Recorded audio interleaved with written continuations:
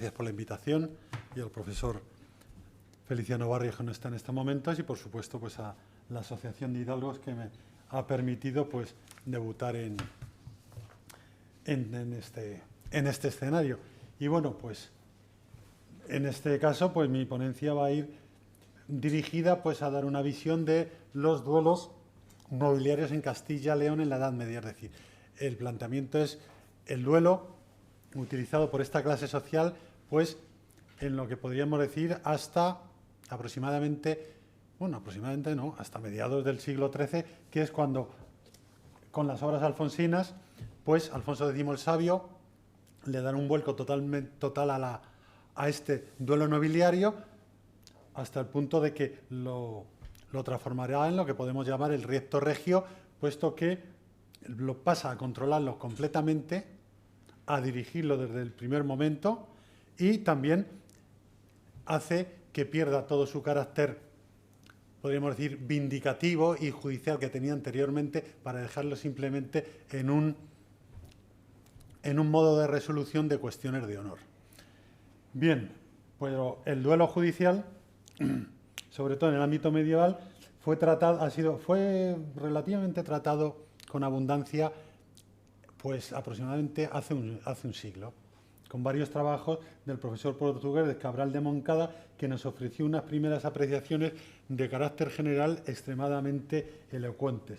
Así consideraba que el duelo judicial era una institución que había evolucionado a partir de un hecho tan habitual en tiempos pretéritos como era el enfrentamiento físico de dos personas, y en ese sentido no muy diferente del que podía encontrarse en muchas especies animales. Es decir, consideraba el duelo casi como una conducta que debía de estudiarse primeramente desde un punto de vista biológico, para luego pasar a un punto de vista ya humano, en cuanto que luego posteriormente entrarían en juego distintos componentes culturales de carácter judicial, de carácter religioso, pero en un principio era algo prácticamente, según él, era innato.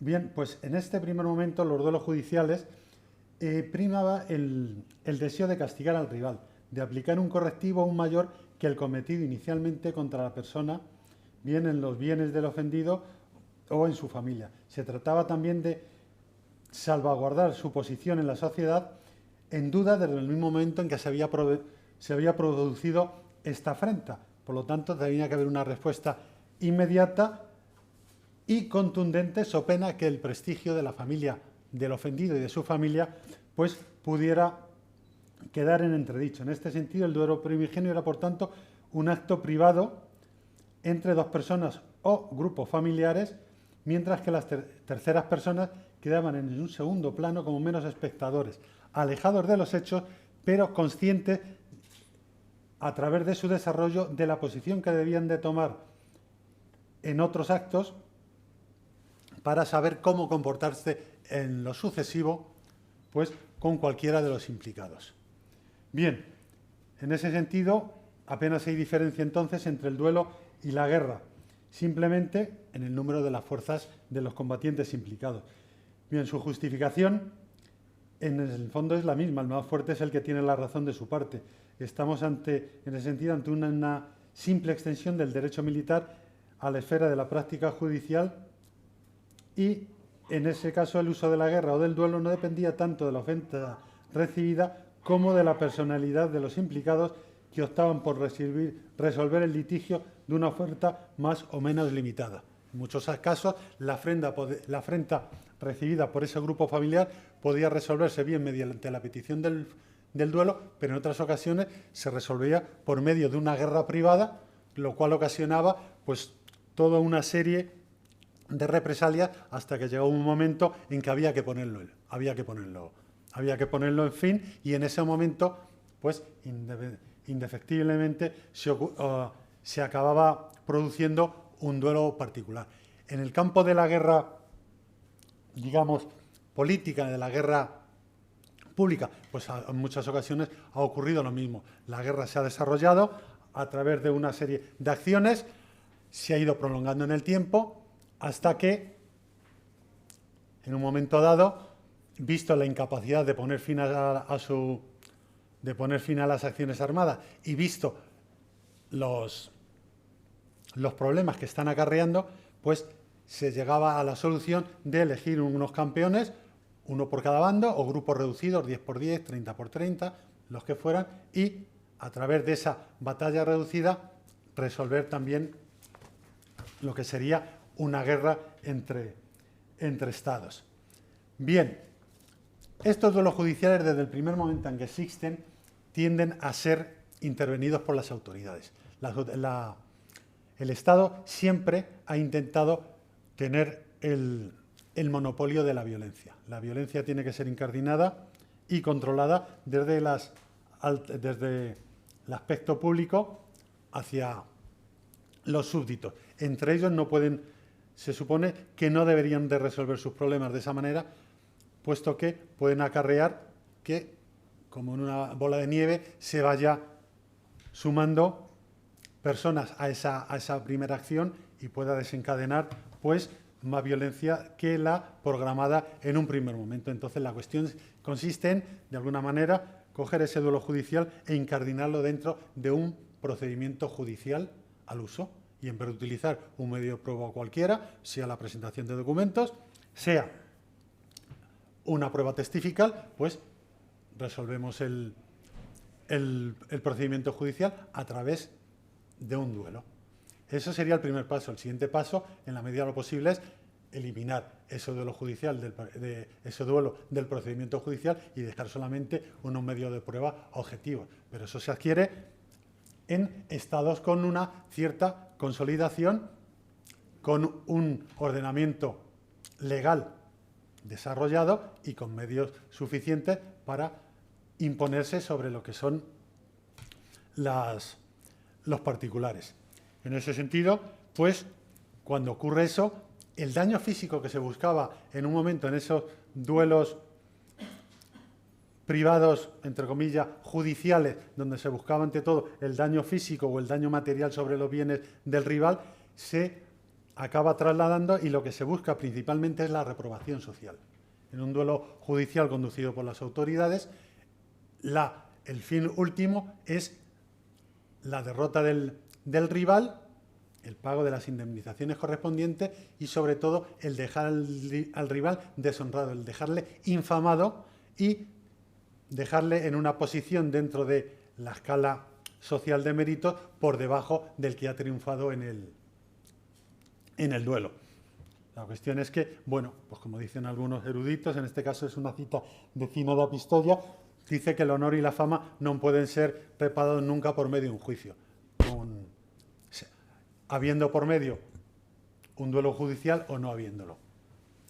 Bien, estos patrones evolutivos que hemos expuesto, pues son los que se pueden encontrar en Europa durante la Alta Edad Media.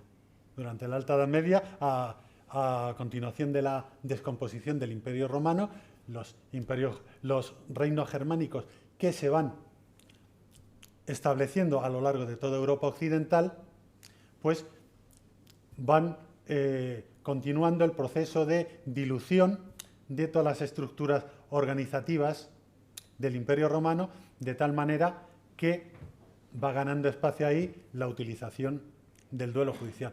Hay una preponderancia del estamento militar, y el estamento militar, por lo tanto, quiere trasladar sus propios hábitos de conducta hacia otras situaciones de la vida, independientemente de que sean de las militares, por lo tanto las judiciales. Vemos que hay una progresiva desaparición del aparato judicial en todos estos reinos germánicos. Hay un retraso cultural, con lo cual el derecho que hay en los reinos germánicos viene a ser el propio del Imperio Romano, mezclado con las aportaciones que traen estos pueblos, pero sin un soporte de juristas como había durante el Imperio Romano. La sociedad sufre también un descenso en su nivel cultural, es una sociedad analfabeta en buena medida, es una sociedad ágrafa donde se utiliza poco los documentos, con lo cual todo eso se traslada al mundo judicial. Entonces, en el mundo judicial lo que hay es una crisis a la hora de poder resolver un pleito, porque todos los medios de prueba están puestos en duda. La Iglesia intenta, en los pleitos que tiene, aportar documentación, pero los, los rivales judiciales intentan que no se utilicen documentos porque en buena medida ni lo saben leer y encima están en latín. Por lo tanto, lo rechazan. Por otro lado, todo el mundo se da cuenta de que el perjurio es una conducta muy generalizada. La gente tiende a dar un testimonio en falso pensando que luego, posteriormente, tengo unos años de vida, luego ya haré una serie de buenas obras, con lo cual este perjurio que he cometido, este pecado que he cometido, luego digamos que lo puedo compensar. Entonces el resultado es que no hay una forma objetiva de acabar los juicios, con lo cual, en buena medida, la resolución de todos los conflictos que hay en la sociedad tratan de llevarse por el camino del acuerdo, del arbitrio judicial. Se juntan las dos partes, hay un consejo de iguales que trata de intermediar entre ambos. Entre ellos hay, como más o menos hemos ido comentando, una proposición de pruebas que son en parte rechazadas, que son en parte matizadas. Este consejo de iguales intenta ponerles de acuerdo para que, en última instancia, no haya que dar, como quien dice, una sentencia judicial, sino que lo que se trata de conseguir es que haya un acuerdo y que sea aceptado por las dos partes. En ese mundo, pues el duelo judicial se plantea como la última solución. Cuando ya uno rechaza los testigos, otro rechaza las escrituras, ambos rechazan la creación de una comisión que vaya a hacer una pesquisa, es decir, una investigación de lo que ha ocurrido. Cuando ya todo falla, pues mira, directamente o nos pegamos nosotros, combatimos nosotros, o me traes un campeón tuyo, yo traigo otro campeón, vemos que están más o menos emparejados en cuanto a fuerza y habilidad en el combate, y lo que haya de ser saldrá. O, como en otros casos, como mucho, se admite el juramento y que haya una serie de conjuradores, es decir, de otros miembros de la sociedad que digan, oiga, que nosotros nos fiamos de lo que ha dicho esta persona y consideramos que está bien y bueno, a ver si se acepta por estas partes. Entonces, eso es lo que podemos ver entonces en los ordenamientos legales que nos van apareciendo en esa época, el de los francos ripuarios, el de los alamanes, el de los turingios, sobre todo en el de los bávaros. Vemos que por aquí o por allá van apareciendo y se van haciendo menciones a la pugna duorum. Aparece pugna duorum, es decir, la lucha entre dos. Aparece en otros lados, también van apareciendo la ordalía del hierro candente. Van apareciendo. Pero esto se va desarrollando de tal modo que cuando nos encontramos que hay un Estado más o menos organizado y más o menos potente, con una personalidad que puede imponer su autoridad, como es el caso de Carlomagno o de su sucesor Ludovico Pío, se ven impotentes a establecer un procedimiento judicial adecuado y tienen que transigir y tienen que recoger en sus capitulares la existencia del duelo judicial. Tratan de matizarlo en el sentido de decir, como Carlomagno, decir, bueno, pues yo lo admito en el caso de acusaciones de adulterio, también en el caso de robo, pero tiene que ser un duelo de escudo y bastón. Es decir, que los daños personales que se puedan ocasionar no sean excesivos. No se trata de, digamos, de machacar al contrario, de infligirle, porque al fin y al cabo los que están combatiendo son los campeones, no son las partes interesadas. Entonces, vamos a llevarlo por este camino, con una violencia reducida y tutelada. Ludovico Pío llega a un momento en que dice, mira, cuando las partes presenten testimonios y sean contradictorios, independientemente del tipo de litigio en el del que le estemos hablando, que haya un combate judicial.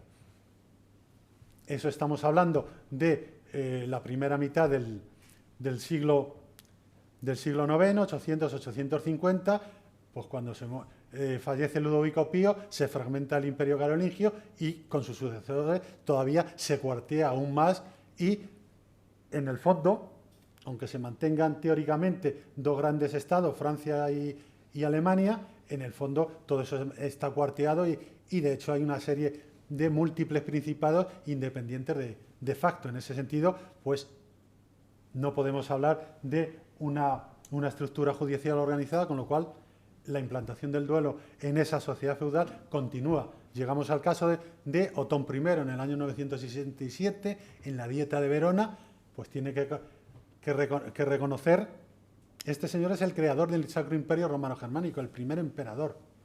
Bueno, pues es incapaz de sujetar a sus súbditos y tiene que reconocerlo como Ludovico Pío para cualquier litigio con testimonios enfrentados, al final que lo resuelvan por un duelo y lo quitamos. Bien, pues resultado es una generalización del duelo en todas las capas de la sociedad, especialmente en la nobleza, desde los simples caballeros hasta las más altas instancias. Conservamos constancia documental de que ahí están implicados condes, duques, reyes y, como digo, simples caballeros y particulares, hasta el punto de que esos duelos que había dicho Carlomagno que tenían que celebrarse con armas de madera se acaban reservando solo para el pueblo llano. Los nobles quieren luchar con sus propias armas de guerra, su espada, su armadura, su lanza, su caballo, y de alguna manera demostrar que su posición en la sociedad, que es la defensa de la sociedad, pues también lo tratan de trasladar hacia el campo judicial y para todo tipo de delitos. Eso implica todo tipo de delitos, su traslación a los pleitos patrimoniales, es decir, a los pleitos por litigios en los cuales se pone en duda pues la propiedad de unas tierras, de un castillo, de un molino, de lo que sea, y conservando la mayoría de documentos sobre pleitos patrimoniales. No quiere decir que no existiera, no existiera en los casos de adulterio, de asesinato, al contrario. Al contrario, lo que ocurre es simplemente que nosotros conservamos los pleitos patrimoniales y los conservamos esa referencia documental por la Iglesia, porque la Iglesia siempre ha sido muy ordenadita y ha guardado siempre los documentos, o por lo menos una copia de los mismos, en los tumbos, para luego justificar cuáles sus derechos a una tierra. Entonces, guardamos de que la Iglesia en un primer momento se vio implicada en un pleito y tuvo que recurrir a un duelo, pero para sucesivas ocasiones ya guarda toda la documentación. Entonces, tenemos una imagen un tanto sesgada por eso. Y, por otro lado, el duelo es la última solución. Dentro de todo, sobre todo de Francia, que es de donde se conservan más datos, los duelos están recogidos en la legislación, pero en la práctica es una prueba más y, como digo, la mayoría de los casos se tratan de resolver por acuerdo y se resuelven por acuerdo. Y el duelo es la última solución.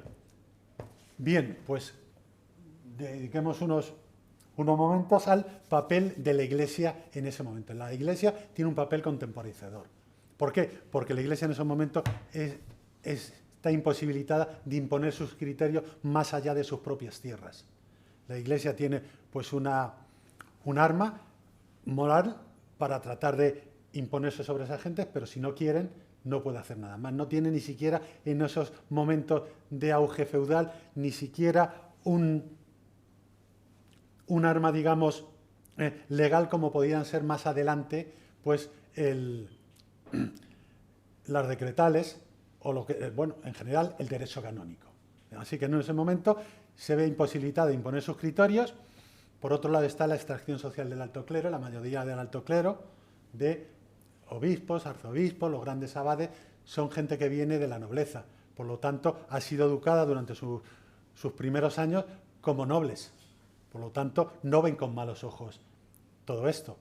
Tienen esa impronta cultural de su infancia y de sus primeros años de adolescencia. Por otro lado, está el interés de sus propios vasallos. Si un vasallo que reside en territorio de la Iglesia tiene un pleito con un vasallo que reside en un señorío laico, pues el del señorío laico tratará de utilizar todos los medios a su disposición, incluido el duelo. Si el vasallo de la Iglesia se encuentra limitado por su señor de poder utilizar el duelo, quiere decir que en muchos casos puede ver su posición debilitada y perder el litigio. Eso se puede traducir en que en un momento dado lleguen los vasallos que no sean propiamente siervos, no estén atados al territorio de la Iglesia, puedan irse a un señorío laico, puesto que le da mayores oportunidades de defenderse en la sociedad. Y en la Edad Media, tierras hay muchas, pero mano de obra es bastante más escasa. Entonces hay que retener como sea sus vasallos, con lo cual sabemos de autorizaciones de la Iglesia a sus vasallos para decirle, bueno, pues si no hay más remedio, entren los problemas entre vosotros, ya dirimo yo desde un punto de vista objetivo, pero cuando tengáis pleitos con otra gente, pues utilizar si es preciso el duelo. La misma Iglesia, pues le ocurre lo mismo. Si tengo un pleito con un conde, con un duque, pues en algún caso tengo que transigir y me veo obligado a utilizar el duelo judicial. Y por otro caso también es para evitar males mayores.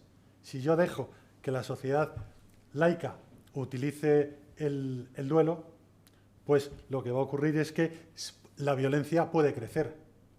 Por lo tanto, vamos a tratar de controlar la situación, de meternos dentro del procedimiento judicial a través del duelo, de transformar el duelo en un juicio de Dios y, por lo tanto, de revestir en la medida de lo posible ese procedimiento judicial de actos religiosos y de guardarnos nosotros también una participación en esos actos, con lo cual el resultado es que, bueno, pues se prodigan los juramentos. Por ejemplo, cuando hay que celebrar un duelo judicial, los dos participantes tienen que pasar la noche en vela en una iglesia. Al día siguiente, antes de que salgan y se mezclen con el resto de la gente, tienen que estar en esa misma iglesia y tiene que celebrarse una misa con el consabido sermón del sacerdote, hablándoles de que no hayan cometido perjurio, de que mira que lo que van a hacer es prácticamente casi un pecado, etcétera, etcétera, etcétera. Entonces, y en última instancia, es decir, mirar que en el último momento Dios se va a poner siempre del lado del que tiene la razón y le va a asistir y va a hacer que gane. Todo eso para que en un momento dado alguien se retraiga y diga, alto, no quiero el juicio, vamos a tratar de llegar a ese acuerdo que es lo que se pretende. Pues bien, las posturas de la Iglesia, pues siempre entre los intelectuales hubo dudas. Yves de Chartres no los quería, pero los aceptaba. Agobardo e Ingmaro siempre se mostraron en contra. Seligenstadt y Lillebonne son dos concilios regionales. En Seligenstadt se admitió el uso de todas las ordalías, incluido el duelo, y en Lillebonne, en Normandía, se permitió incluso que los religiosos participaran como combatientes, siempre y cuando contaran con la autorización del obispo. Por otro lado, los papas en general se mostraron en contra. Y desde la segunda mitad del siglo XII, cuando ya hay un derecho canónico bastante bien desarrollado, van a hacer toda una sucesión de decretales poniéndose en contra de la celebración de todo este tipo de pruebas, hasta que finalmente Gregorio IX, con la primera promulgación de las decretales, lo prohíba completamente. Pues bien, este es el panorama que tendríamos en Europa. ¿Cuál es el panorama que tendríamos aquí en Castilla y León? Pues lo primero que hay que decir es que prácticamente no tenemos ningún documento al uso, muy pocos. Y con unos datos muy reducidos, prácticamente se limitan a decir que en tal caso, pues hubo un combate judicial, punto. No nos da más pistas para poder zambullirnos de lleno en los pormenores jurídicos del asunto. Por lo tanto, tenemos que recurrir a la historiografía y a la literatura. Y ahí hay problemas, porque ahí hay que ejercer un análisis crítico, digo yo, pongo ahí extremo. ¿Por qué? Primero por un aspecto que es la cronología. Donde más nos aparecen duelos judiciales, en la historia Rodericki, en el poema del Mio Cid, en la primera crónica general. Y todos los estudios que se han llevado sobre estas obras, pues nos las llevan, tanto en el poema del Mio Cid como en la historia Rodericki, muy posterior a los hechos por lo menos 50 años o más. Y en el caso de la primera crónica general nos ponemos siglo y medio posterior. Con lo cual hay una contaminación clara, cultural, de el momento en que se redacta los hechos hacia los hechos en sí. Y en el caso de la literatura es que estamos hablando de literatura, la libertad creativa que tenga el juglar de turno para impactar en su público. Y si tiene que impactar cambiando un poquito los términos de los hechos ocurridos, pues se cambian. Que al fin y al cabo el juglar vive de ello y cobra de ello, tiene que vivir. Con lo cual, año tras año, pues se van introduciendo ciertas libertades, pues como ocurre en las películas que nos trasladan por menores de la Edad Media. Muchas pues son más falsas que un euro de corcho. O sea, se han metido ahí pues unos anacronismos que chirrían. Y eso se ve, por ejemplo, en los primeros duelos de los que se habla. Que no se habla en sí de duelo, se habla de rieptos, que es el procedimiento donde se incardina ese duelo. Y para empezar, el riepto, la primera noticia de rieptos son de mediados del siglo XII. En el sentido de que hay una noticia que dice que Alfonso VII el emperador, en unas míticas cortes de Nájera, entró a regular un par de instituciones de carácter nobiliario que son el desafío y el riepto. Y luego, posteriormente, en los fueros locales, encontramos menciones a unos procedimientos de desafío y de riepto similares a los que hay en el campo nobiliario. Es decir, ha habido una traslación de elementos nobiliarios hacia el campo del pueblo llano. Entonces ya digo que todos estos que vamos a hablar están muy contaminados. Por ejemplo, el de Bernardo el Carpio y Alfonso II.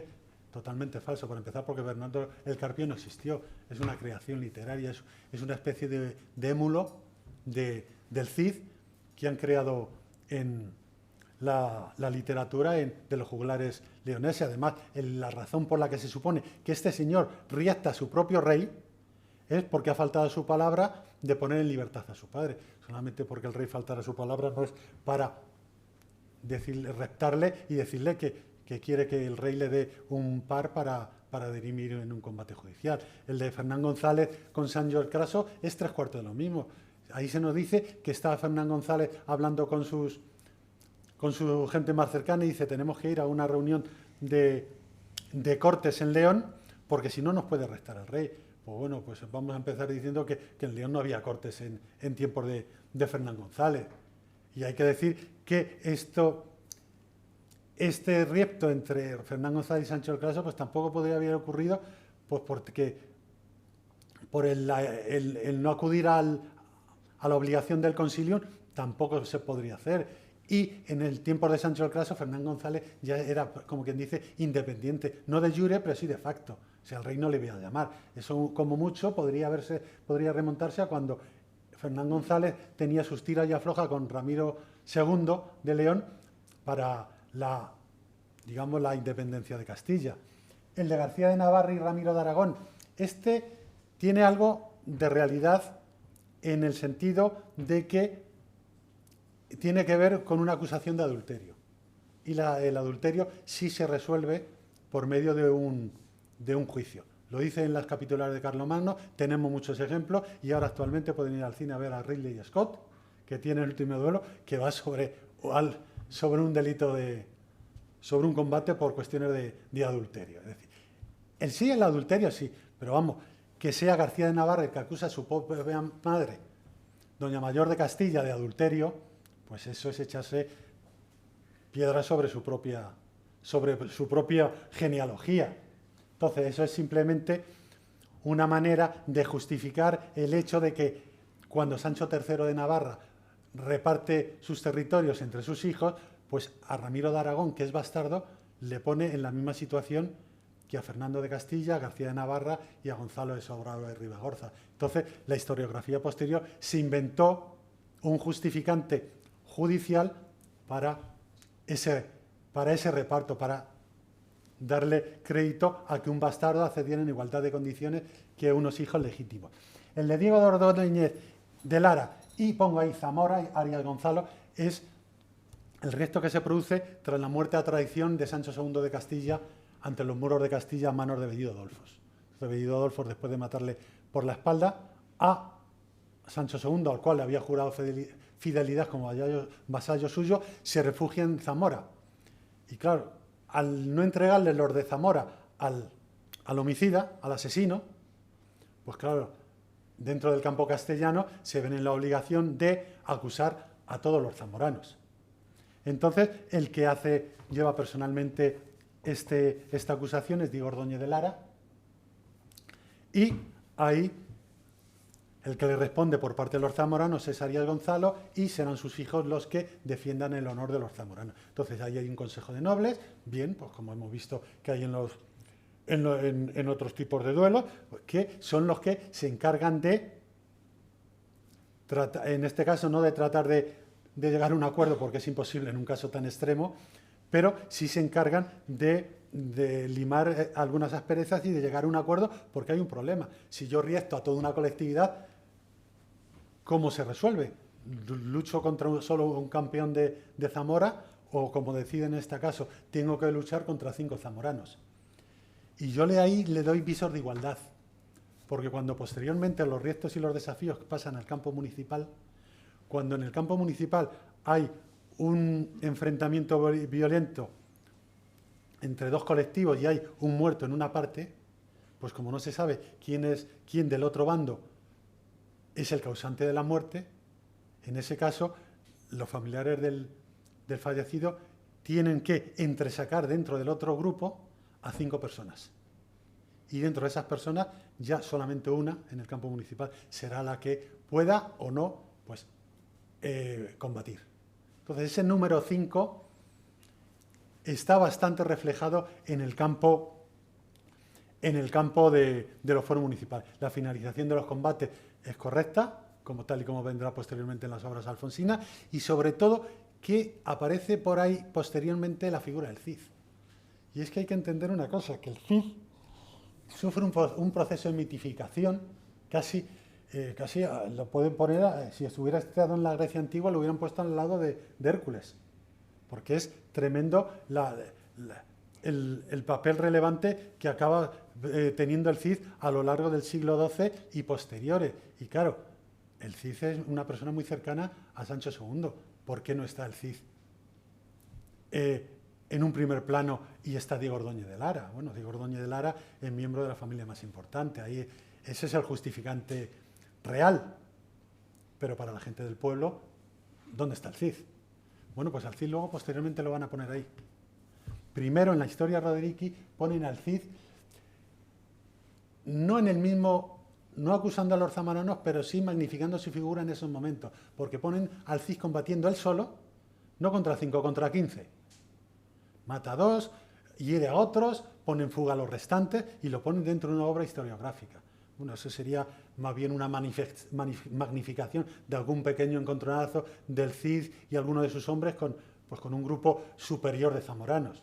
Pero ahí lo magnifican. Pero es que luego llega posteriormente, en el siglo XIV, la crónica de 20 reyes, y ahí directamente coge ese enfrentamiento del Cid contra 15 zamoranos y lo pone como un riesto. Y lo pone delante del de Diego Ordóñez. Así pues, si Diego Ordóñez combatió contra 5, el Cid lo hizo antes y contra 15. Y donde el riesto de Diego Ordóñez acabó en tabla, el del Cid, por supuesto, lo ganó. Pero entonces, ¿cómo es que hay 2 riestos? Hay 2. Pues el Cid lo justifican como que el Cid restó porque mataron a su señor, es decir, a su señor feudal, y el de Diego Ordóñez es porque mataron al rey.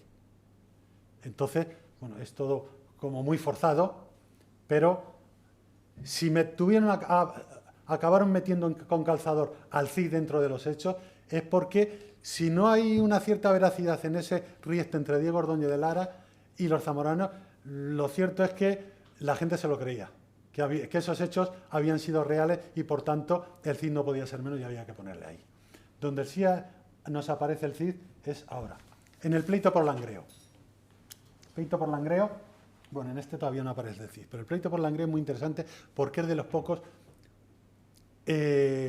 referentes documentales que conservamos de ese duelo nobiliario y es exactamente igual que los franceses. Entonces tenemos por un lado a Alfonso VI y por otro lado a los infanzones de Langreo, es decir, a la nobleza de Langreo. Entonces, estos consideran que Langreo es, digamos, propiedad feudal suya.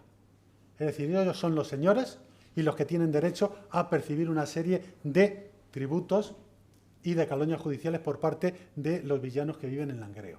Mientras que el rey dice que no, que eso le pertenece a él. Es decir, es un señorío de realengo. Entonces, el diploma que conservamos en la Catedral de Oviedo nos dice que no hay acuerdo y que es el rey el que propone el juicio. Los de Langreo lo rechazan, interviene la infanta Urraca, interviene otra serie de gente importante de allí y al final dicen, pues bueno, ni va a haber recurso al liber judiciorum, es decir, al texto de cabecera, al texto legal de cabecera que hay en Castilla y León en esos momentos, ni tampoco va a haber juicio. Lo que vamos a hacer, hemos llegado a un acuerdo de que haya una comisión investigadora que haga una pesquisa y diga quién tiene razón. La razón la tiene el rey. Bueno, años después dirán, ¿por qué no quisieron combatir los infanzones del Langreo? Porque el rey había propuesto al Cid como campeón suyo y contra el Cid pues lo tenían más que perdido. Por lo tanto, llegaron a ese acuerdo y lo hicieron de esa manera. Ahora sí el Cid interviene. Estos son los sucesos de Aledo. Aledo es un castillo que hay en medio de Murcia. Es decir, en pleno territorio musulmán. Un enclave castellano desde el cual se hostiga a los musulmanes, a los almorávides, los cuales le han puesto sitio y en asedio y tiene que ir el ejército real desde Castilla a tratar de levantar el sitio. ¿Y qué hace Alfonso VI? Pues que pide ayuda al Cid, que está por Valencia. Le dice, acude con tus mesnadas, incorpórate al ejército real y vamos contra esto. Y lo que hay es un malentendido y no se coordinan, el Cid llega tarde y al final el rey tiene que ir solamente con su ejército, sin la parte que tendría que venir del Cid, y encima la campaña acaba en un fracaso y los musulmanes toman el castillo de Aledo. Con lo cual, cuando vuelven a Castilla, todos los enemigos que tiene el Cid en la corte, pues le ponen de traidor para arriba. Y le acusan de no acudir a la llamada real, los más suaves, otros ya le hablan de negación de auxilio y hay otros que hablan de conspiración directamente contra el rey, porque le ha dejado abandonado en medio del territorio enemigo a cientos de kilómetros de Castilla. Entonces el resultado es que el rey destierra por segunda vez al Cid y en este caso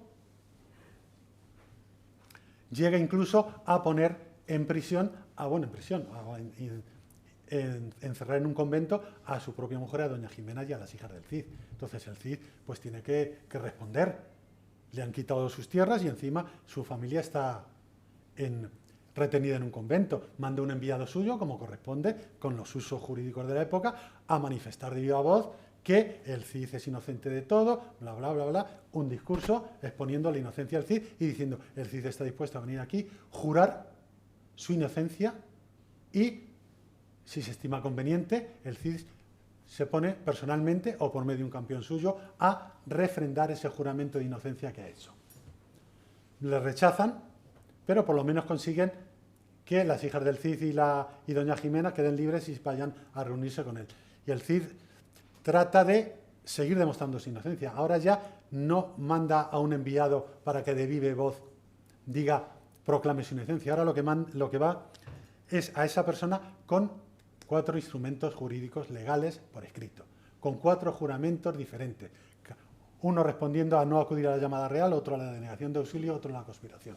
Cada uno de ellos de una manera concreta, respondiendo a cada una de las 3 acusaciones. Y uno ya general diciendo que él nunca ha querido atentar contra el rey, ni de palabra, ni de obra, ni de omisión, etcétera, etcétera, etcétera. E igualmente dice, y yo voy allí, voy a jurar esto delante de vosotros y me pongo a vuestra disposición posteriormente para defenderlo por las armas, personalmente o por medio de mi campeón. Si no os interesa esto, plantearme vosotros un juramento o plantearme otro medio de prueba que yo lo estudiaré y se resolverá. Es decir, buscando el acuerdo. No llega el rey e impone esto. El Cid propone a las otras gente unos medios de prueba para hacer. No sabemos cómo acabó, porque ahí se corta la historia, Rodericky, y nos vamos al siguiente duelo del Cid, en el cual ya no es el acusado, sino el acusador, que son los hechos de la deshonra del roble de Aldecorpe, la ofensa hecha por los infantes de Carrión a sus esposas, que son las hijas del Cid. En este caso tenemos dos versiones, la del poema del Cid, que creo que es la más antigua y la más correcta, y la de la primera crónica general. Y esa primera crónica del poema del Cid es la que luego seguirá al pie de la letra la crónica de 20 reyes, lo cual da cierto visor de veracidad, porque teniendo el prestigio que tienen las obras que han salido del taller de Alfonso X el Sabio, que posteriormente hagan una obra historiográfica y la rechacen y cojan otra, pues parece decir que parecen pensar los creadores de la crónica de 20 reyes que el poema del mío Cid es como más puro, mientras que la crónica de 20 reyes es como ahora comentaremos, es un totum revolutum de varias fuentes, con lo cual pierden en esencia y pierden claridad. Entonces, bueno, sabemos que hay un conocimiento previo de los hechos por Alfonso VI, en unos casos porque nos dicen, ponen el poema del mío Cid, porque esos hechos ya han comenzado a divulgarse, ya han empezado a correr la noticia por el reino. En otro caso es porque unos caballeros que acompañaban a las hijas del Cid han ido a comunicarle, pero es un conocimiento previo, no es una primera presentación digamos, judicial de los hechos. La presentación judicial de los hechos también hay dos versiones. En unos casos se dice que es Muñoz Gustioz el que va en representación del Cid a plantearle la situación al rey y al pedirle, como quien dice, día y hora para resolver el asunto. Mientras que la primera crónica general pone a otros dos señores, que son Álvar Fáñez y Pero Bermúdez. Entonces, estos señores teóricamente van desde Valencia a ver al rey y van con la misión de entregarle el quinto del botín, obtenido en los últimos tiempos por el Cid en Valencia. Y cuando van allí, pues se encuentran con el hermano de Pero Bermúdez, con Ordoño, que es el que ha atendido a las hijas del Cid. Y este les cuenta lo que ha ocurrido. Mira, que voy para Valencia a contarle al Cid semejante afrenta. Dice, pues no te preocupes, nosotros vamos allí, y se la presentan al rey. Y en este caso es una presentación oficial, porque, como luego dirán las obras alfonsinas, el Foro Real y las partidas, el vasallo puede presentar un resto por su señor y el señor por su vasallo. Entonces, esa es la primera presentación oficial. Y luego, entonces, lo que hace el rey es trasladar y decir que, pasado un tiempo, pues las partes implicadas se presenten en Toledo. Y el poema del mío Cid habla de corte. La primera crónica general habla de cortes, en plural. La diferencia es apreciable. La corte se está refiriendo a la curia, es decir, al grupo reducido o más o menos extenso de nobles que acompañan al rey o que el rey puede llamar. Las cortes ya hablan de representación de ciudades, etcétera, etcétera, etcétera. Las cortes no existían en esos tiempos. Es decir, es claramente una contaminación que se nos pone ahí. El poema del mío Cid, como digo, es más puro. Y pues cuando ya están allí, ya el Cid ha llegado de Valencia, presenta dos demandas menores: devolverme las espadas que os he entregado, devolverme la dote que os he entregado, las grandes cantidades de oro y de plata que les entrega a sus yernos, y luego va la demanda principal, que es, como no es otra, que la deshonra de las hijas, que a menos de riestos no lo puedo dejar. Es decir, que a menos que al final esto se resuelva de una manera tajante y decisiva, si es necesario por las almas, no puede haber ningún tipo de acuerdo.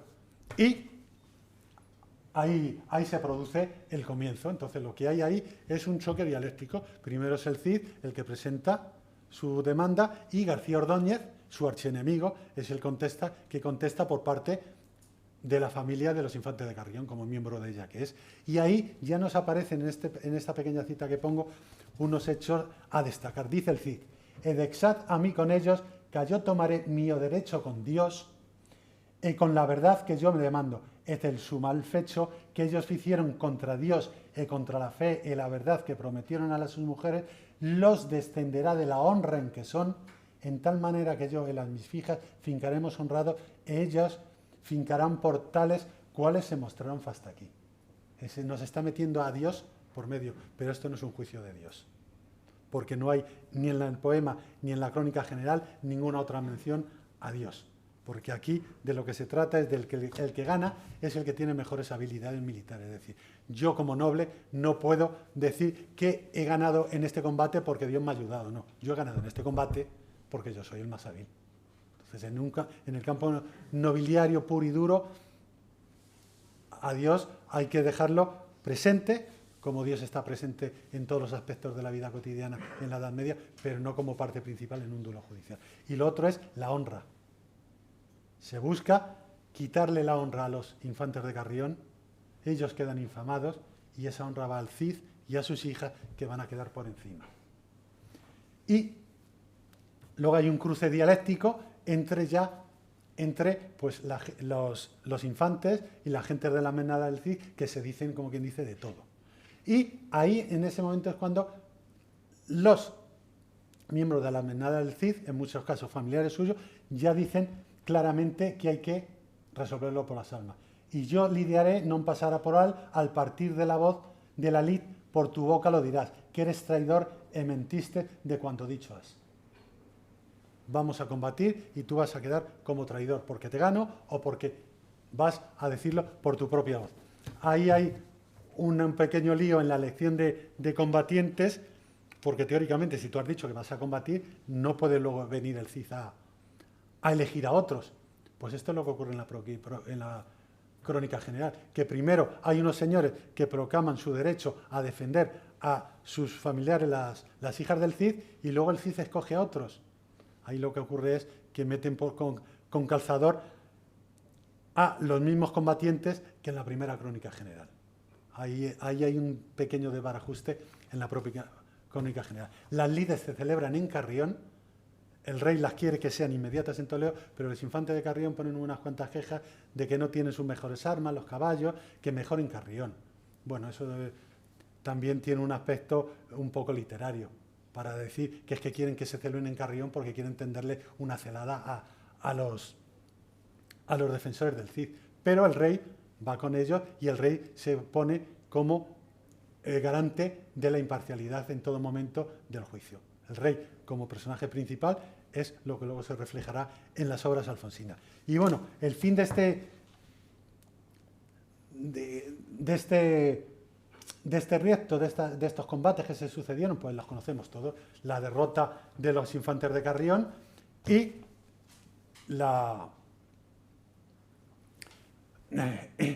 bueno, pues la razón para el Cid. Y cuando acaban aquí con esta cita que le dice el Cid a su esposa, dice, cuando sabe el resultado, dice, agora sodes vengada doña Jimena, elas vuestras fijas, ahora las podremos casar sin vergüenza con los infantes fijos de los reyes de Navarra y de Aragón. Las hijas del Cid han recogido no solamente esa deshonra, han recuperado la honra perdida, sino que encima han ganado mucha más honra, de tal manera que su siguiente casamiento no va a ser con unos simples nobles, por muy importantes que sean, sino va a ser con unos hijos de reyes y van a ser reinas de Navarra y de Aragón. Y bueno, simplemente para acabar, que desde ese momento y hasta tiempos alfonsinos no podemos decir mucho más porque apenas tenemos restos. Nos aparecen en las fuentes pues que hay un riesgo que hace Fernando II de León a Manrique de Lara, que no se resuelve en nada, que al final se queda en nada porque lo rechazan el Consejo de Nobles que ponen allí, puesto que se supone que Manrique de Lara ha faltado a su palabra respecto al rey de León, pero ha sido en defensa de su propio rey, Alfonso X de Castilla, con lo cual pues no hay lugar para que haya el resto. El de Lope Díaz y Díaz de Sánchez de Oraño tiene lugar en Vitoria, no lo preside ningún rey, lo preside la Cofradía de Álava junto a Diego López de Haro, señor de Vizcaya. Es un riesgo por la muerte a traición de un familiar y poco más sabemos de él. Y luego tenemos este combate, porque no se nos dice en ningún caso que fuera riesgo, sabemos que tiene que serlo porque combaten García de Villavicencio y 2 caballeros de Ferrera frente a 3 caballeros de Valdera, es decir, son nobles. Se celebra en Burgos en 1255 y delante de Alfonso X de Castilla. Y justo ese año se promulga por primera vez el Fuero Real, y en el Fuero Real ya entra el rey, reforma todo esto, se apropia de la institución, y a partir de entonces, cuando algún noble quiera hacer uso de su derecho a combatir judicialmente contra otro particular, ya está totalmente mediatizado por el rey, que será el que dice sí, no, y lo controlará absolutamente. Bueno, y en estos momentos, pues, acaba mi exposición, que espero haya sido de su agrado.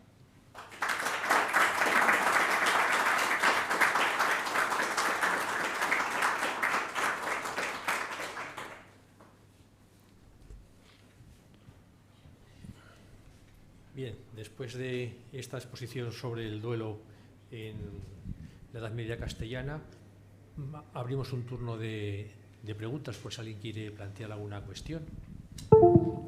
A ver, profesor Domínguez Nafria.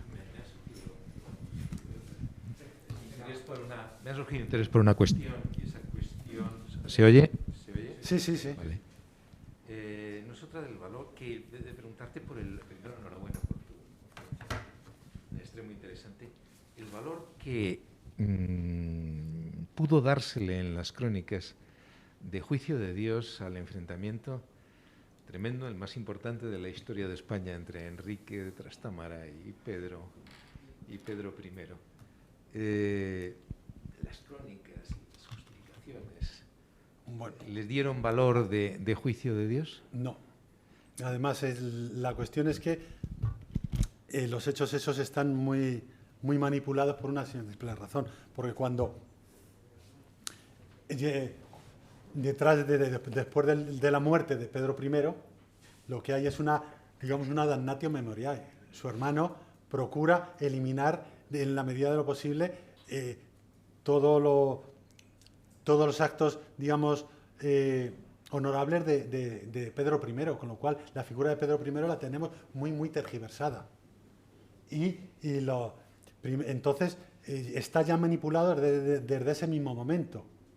Y luego, lo segundo es que en sí no es un juicio de Dios, porque no es un duelo judicial. Es simplemente una celada que se le tiende a Pedro I de Castilla en los momentos finales del enfrentamiento que tienen entre ellos. Pedro de Castilla está en las cercanías de Montiel, está esperando tropas que le llegan de Andalucía, pero antes de que lleguen esas tropas aparece desde Toledo Enrique de Trastámara, tienen un pequeño enfrentamiento y Pedro I se refugia en Montiel. ¿Qué es lo que ocurre? Que en ese momento aprovecha Enrique II para sitiarle completamente.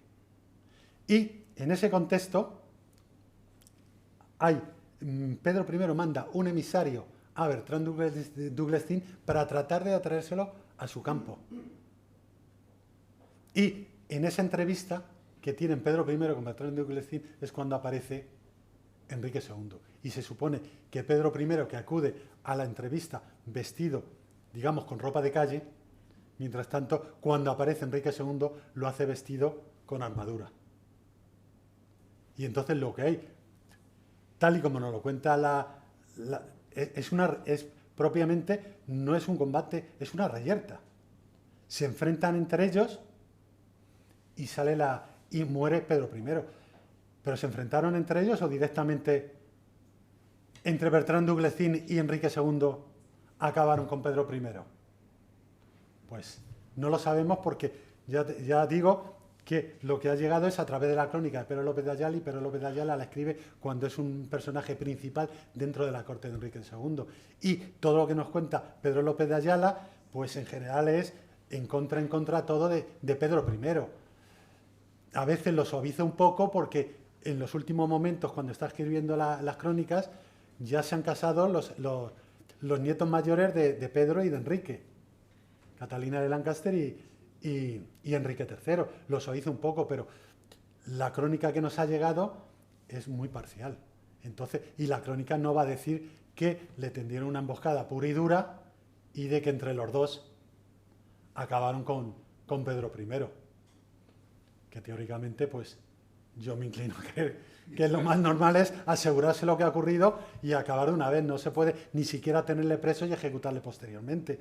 De alguna manera hay que vender que apareció de pronto Enrique II en esa situación de la conversación de su hermano con el tal, y en ese momento entre los dos tuvieron un altercado y uno mató al otro. Pero ni juicio de Dios ni nada, me parece que ahí fue puramente, yo creo que fue un asesinato. Yo es que soy más bien petrista que trastamarista. Pero esa es mi opinión, pero ya te digo, pero es que no puede ser juicio de Dios porque no hay duelo judicial.